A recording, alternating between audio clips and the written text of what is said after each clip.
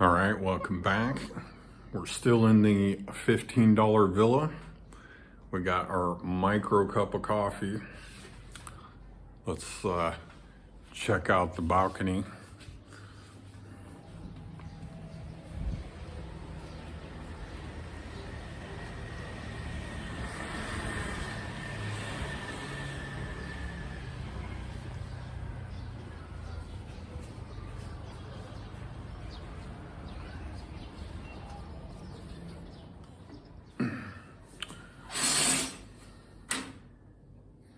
So let's shut that so we don't get no crazy background noise.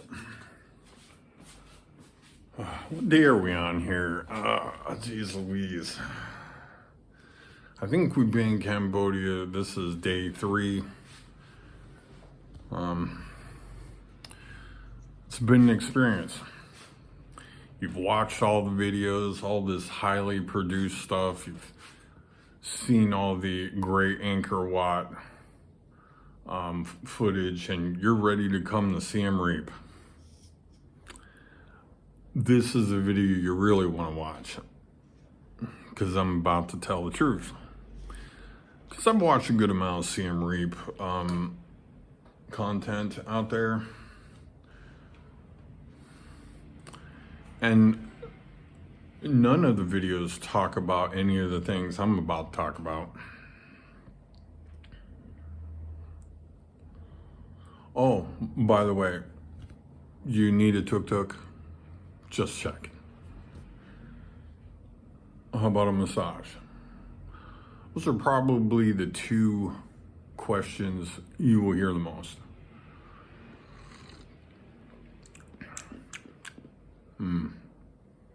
2-star. It's strong. But unlike the earlier one this morning, at least it's not too sweet. So the first thing probably is that I've discovered that most places are not going to use credit card and debit cards, which is interesting. This has got to be the only place in Asia that I feel like has this issue.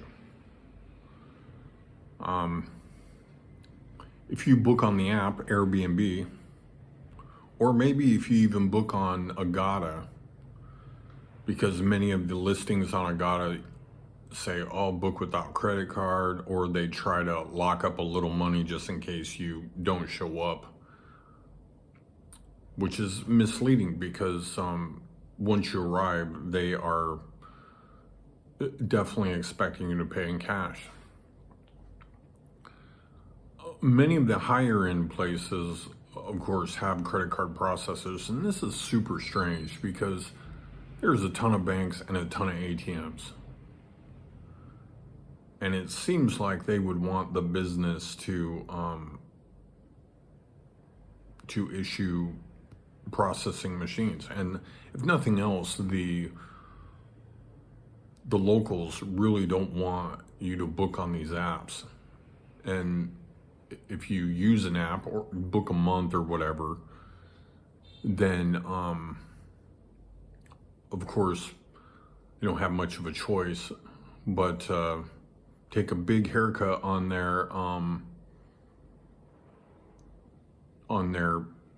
cost, because many of the Airbnb listings and Agoda as well offer good discounts to book the full month. Many people will book the full month because, again, it's pretty cheap. 3, 4, 5.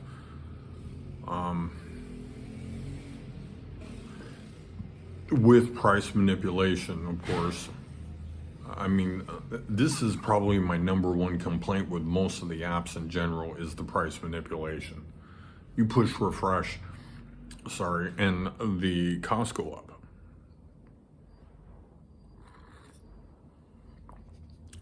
I mean, I feel manipulated, I'm out.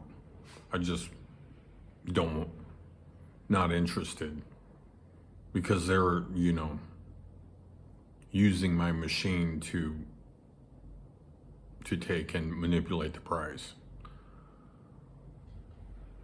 Sorry if the video is kind of dark. I'm just sitting in here. Now, the thing is really, I mean, the place is kind of cool. If you're wondering kind of what Cambodia is like, it's very interesting how it's got a lot of influence from Thailand. I feel like it's a lot like Thailand, a lot of Thai food, and even like Pub Street tries to pass itself off like Soy Cowboy or the Backpacker Zone, but actually I was surprised to find out this is not their busy season. There seemed to be a good amount of people here. I mean, and how I found this out was the lady downstairs, Kim. Pretty good information I picked up from talking to her a while, including I kind of thought like, well, I was going to get a tourist visa and then renew for maybe a business visa. That is not the case. When you come in on a tourist visa, the most you could do is get 30 more days. And I don't think that I'll be doing 30 more days. I think we could easily rule that out. That being said, if it is day 3, we got 27 days left on the visa. And Cambodia mostly being cash transactions. I may move on to Thailand pretty quickly.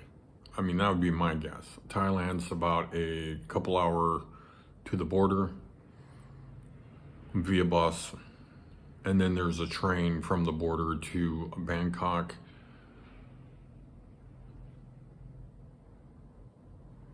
So, but I'm not sure. Things are a little minute by minute. I got me I topped up with another $1 in internet. Get 5 gigs for $1. Can't go wrong with that.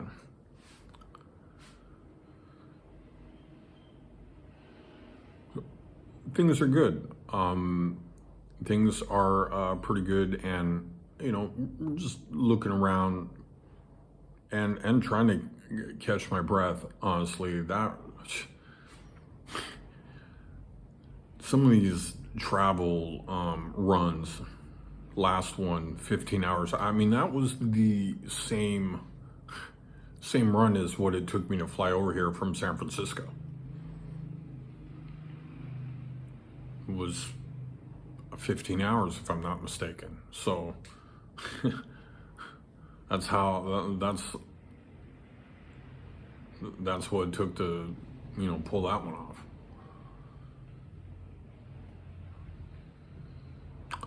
So last night, got to walk around. Costs are up here. I mean, Jeff talked about before the cost that, when he stayed here back in November, he paid a much lower rate. But costs are up here, and tourism definitely seems up, or this is definitely a destination for nomads, backpackers, vloggers, all of them. There are foreigners everywhere.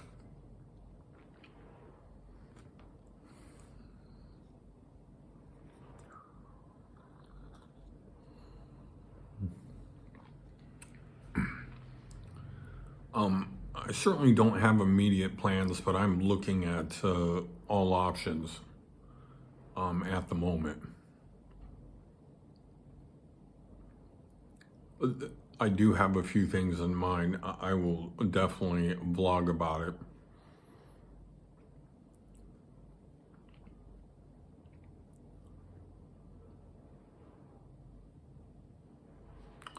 But I guess that's all I have for you right now.